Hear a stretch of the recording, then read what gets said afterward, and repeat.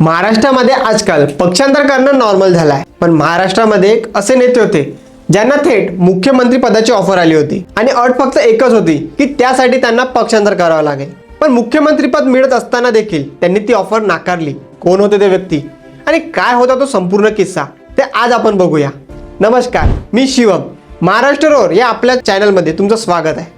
आजचं राजकारण हे संधी शोधणार आहे, पण ही गोष्ट तेव्हाची आहे जेव्हा राजकारणात संधी निर्माण केल्या जायच्या।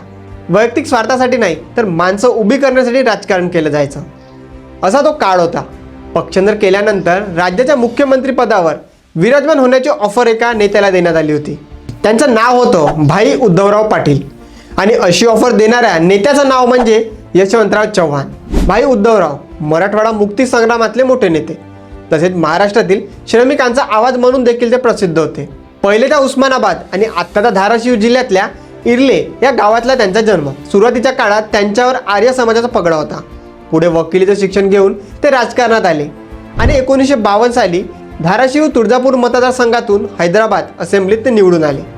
पुढे मुंबई राज्याची स्थापना झाल्यावर मुंबई विधानसभेचे ते सदस्य झाले आणि 1958 साली विधानसभेचे विरोधी पक्षनेते झाले। यशवंतराव चव्हाण मुख्यमंत्री तर भाई उद्धवराव विरोधी पक्षनेते, असा तो काळ होता।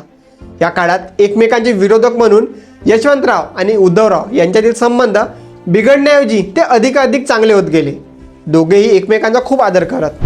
पुढे 1962 साली यशवंतराव चव्हाण संरक्षण मंत्री म्हणून दिल्लीला गेले। तेव्हा यशवंतराव चव्हाणानंतर कोण असा प्रश्न निर्माण झाला होता। सर्वांना वाटत होतं आता यशवंतराव चव्हाणानंतर वसंतराव नाईक मुख्यमंत्री होतील, पण यशवंतराव चव्हाणांच्या मनात काही वेगळंच चालू होतं। त्यांच्या मनात विरोधी पक्षात असणाऱ्या भाई उद्धवरावांना मुख्यमंत्री करण्याचा विचार चालू होता। त्यांनी ही जबाबदारी तत्कालीन खासदार रामराव आवारगावकरांवर सोपवली। ठरल्याप्रमाणे रामराव भाईंच्या घरी ती ऑफर घेऊन गेले। भाईंनी त्यांना चहा पाणी केलं, भेटायला येण्याचं कारण विचारलं तेव्हा रामराव म्हणाले, तुम्ही पक्षांतर करावं, काँग्रेसमध्ये यावं अशी यशवंतराव चव्हाणांची इच्छा आहे। जर तुम्ही आलात तर तुम्हाला राज्याचं मुख्यमंत्री केलं जाईल। यावर भाई उद्धवराव पाटलांचं उत्तर होतं की मी डाव्या चळवळीचं राजकारण करतो। शेतकरी कामगारांच्या लाल झेंड्यातच माझा पार्थिव गुंडाळलं जाणार आहे। मला सत्तेचा मोह नाही। कोणताही विचार न करता उद्धवराव पाटलांनी मुख्यमंत्री पदाची ती ऑफर एका झटक्यात धुडकावून लावली। ही गोष्ट जेव्हा यशवंतराव चव्हाणांना समजली तेव्हा त्यांना वाईटच वाटलं, पण आपण एका सच्च्या व्यक्तीवर विश्वास टाकल्याचं समाधान देखील होतं। इथं मोठं कोण तर दोघेही विरोधक असला तरी प्रामाणिक व्यक्ती म्हणून थेट मुख्यमंत्री करायला निघालेले यशवंतराव चव्हाण देखील तितकेच मोठे। आणि कितीही मोठी ऑफर आली तरी मी मरेपर्यंत कामगारासाठीच लढणार हे ठणकावून सांगणारे भाई उद्धवराव देखील तितकेच मोठे।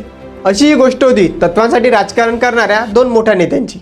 तुम्हाला याबद्दल काय वाटतं ते आम्हाला कमेंटमध्ये सांगा आणि अशाच गोष्टीसाठी महाराष्ट्र रोर या चॅनलला सबस्क्राईब करायला मात्र विसरू नका।